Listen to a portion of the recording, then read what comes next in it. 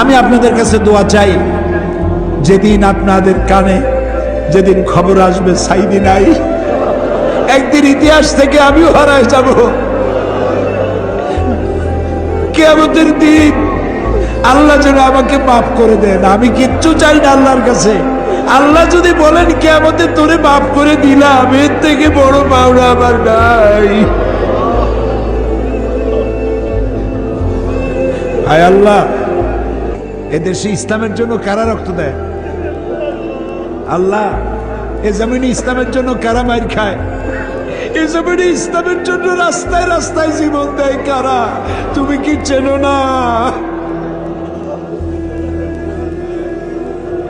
আল্লাহ, ষড়যন্ত্রকারীদের সব ষড়যন্ত্র থেকে তোমার গোলামদেরকে তুমি হেফাজত করো, তোমার কুদরতের চাদরটা দিয়ে হেফাজত করো।